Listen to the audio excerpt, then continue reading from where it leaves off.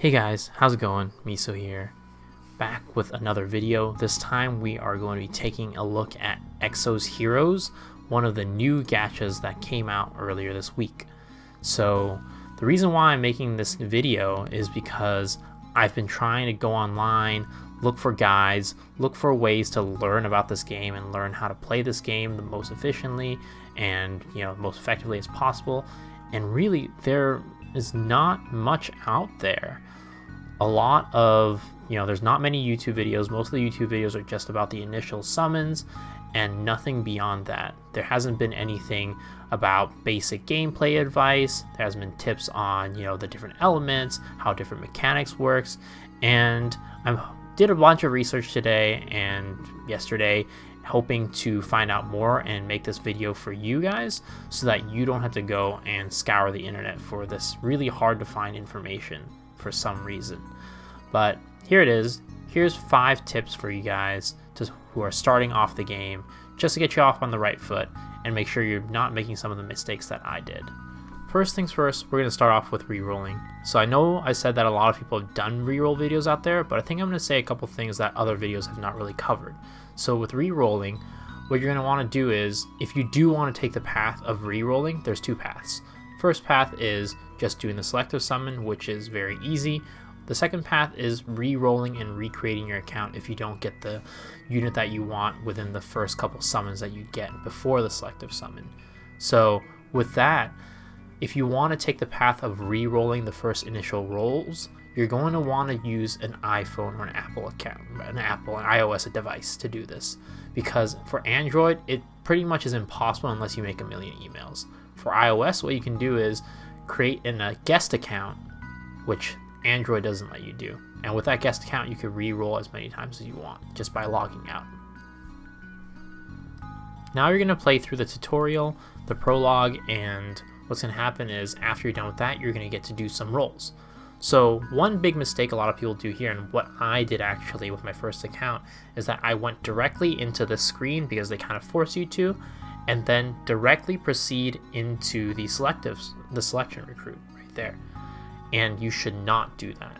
What you should be doing is, after looking at the, going through the tutorial, doing what they're telling you to do, you should actually, instead of doing the selective summon, the selective recruit, you should go back into the menu and collect your stones, your Zes. Sorry, I keep saying stones. It's coming from my Epic 7 background. So you're going to go back. They're going to ask you to create a team, and then after that, you go through that tutorial. You're going to jump into your mailbox, and then you're going to grab the Zes from the mailbox that you've earned through the tutorial, the prologue, and then use that to do your initial few summons instead of starting with the selective summon. The reasoning for this is because you can only get 1 5-star from your selective summon and no more than that. And you're going to want to have 2 5-stars ideally when you're starting. So taking a look at the initial rolls that you get before your selective recruit, you can get pretty much any unit. So you can get Fate Core Bathory, you can get Bathory, you can get Rachel, Fate Core Rachel, any of these units on this list for this tier list that we've been looking at. And I'll list the tier list in the description below. And this is what I've been working off of. So as you can see, there's a lot of really good units that you can get. But unfortunately, these triple S god tier units, whatever you want to call them, all of them are not available through selective recruit. The best unit that you can get is going to be Bernadette, and she's right here. She's a well-balanced damage dealer, story, PvP, bossing, all of them she's good at it. So that's going to be the best unit that you can get off of selective summon, which is why ideally, if you're really trying to get the best units, you're going to want to get one of these triple S plus, double S plus god tier units. Now, unfortunately, it's very hard to get them. They're very good, which is why they're hard to get, and some of you guys might not want to pull for these. So ideally, really the starting rolls that you're going to want are 1, a Bernadette, which you can get from your selective summon, and then an Anastasia, who is the best healer in the game. So from this reroll tier list, you can see down here, ideal combination, one of these. So you're going to about Bernadette or Anastasia, or this guy right here is Baraka, who's also really good single target damage healer. But ideally, you're going to go with Bernadette and Anastasia. That's going to be the top tier roles.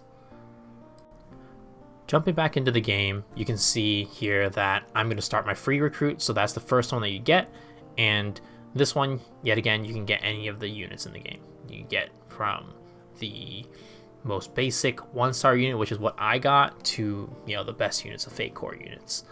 And after that, you're going to use your initial story stones, as I mentioned before, to try to pull for one of those S tier units that you can't get from the selective summons. So ideally you get one of those, or you're going to roll for either Anastasia or Bernadette.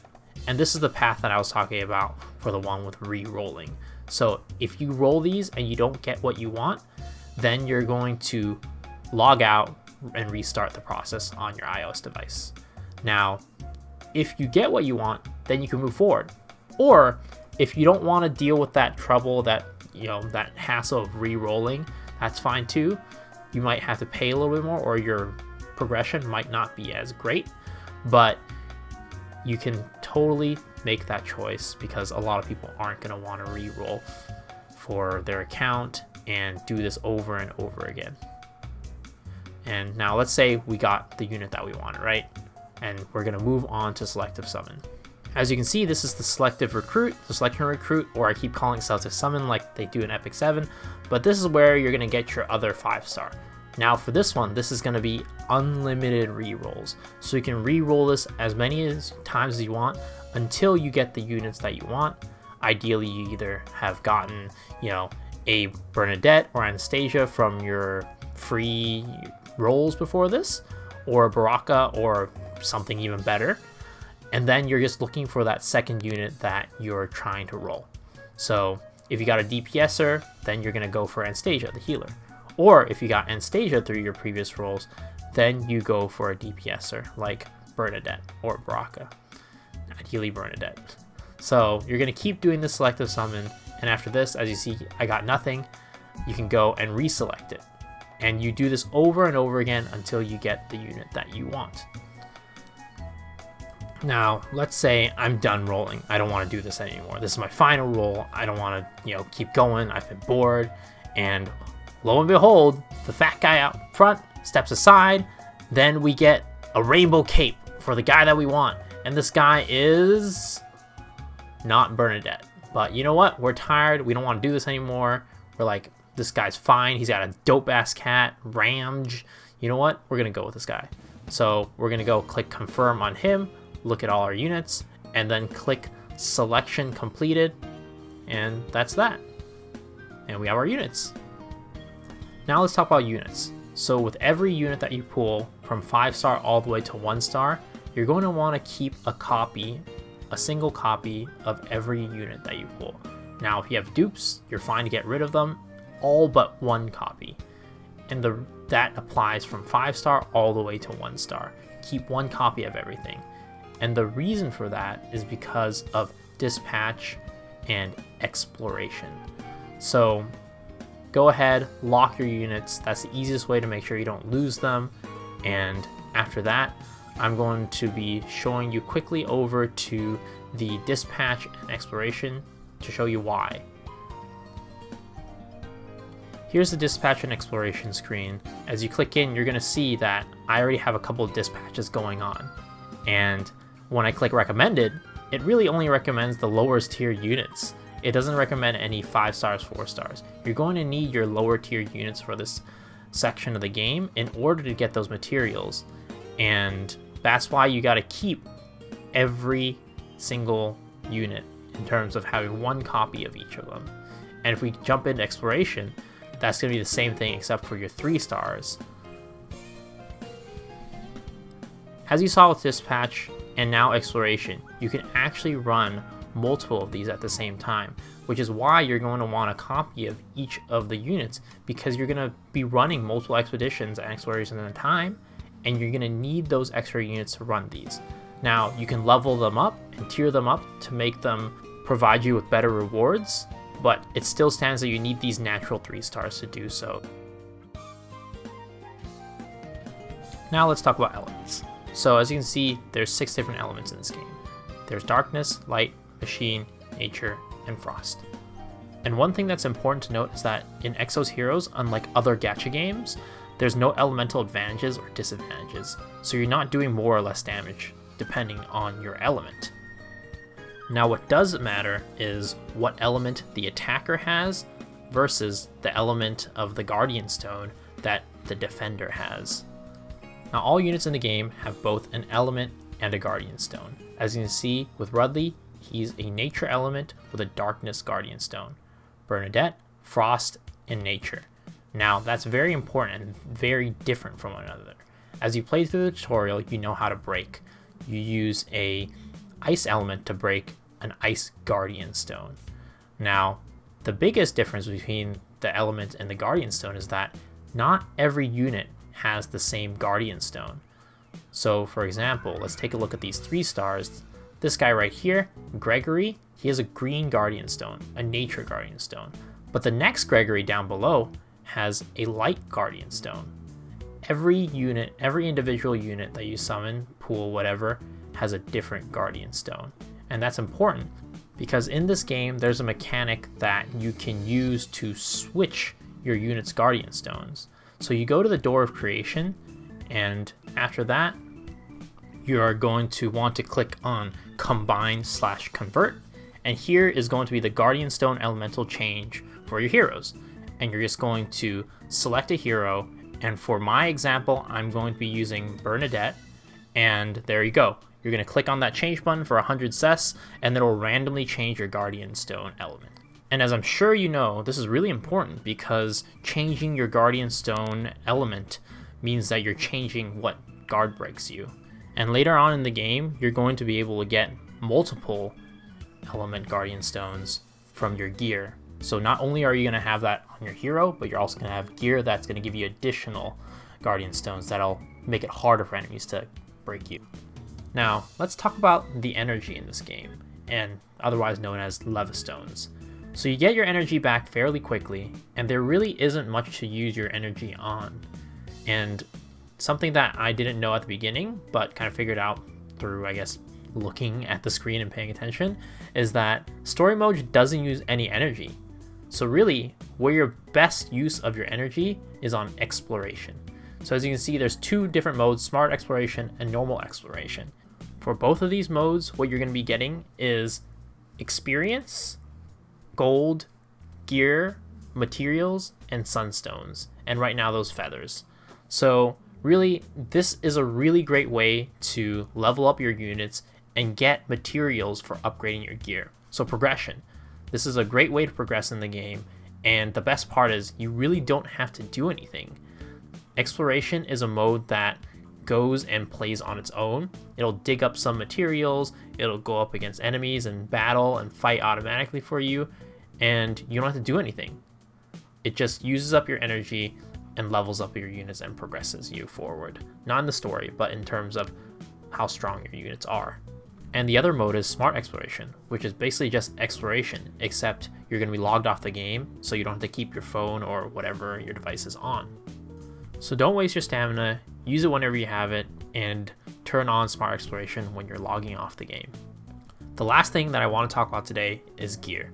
Now, first things first, don't roll on the common craft. The one right here that costs 700 cess, don't do it. It really isn't worth it. You're not going to get good gear, and it costs a lot. You can get good gear, but very, very low chance of getting good gear.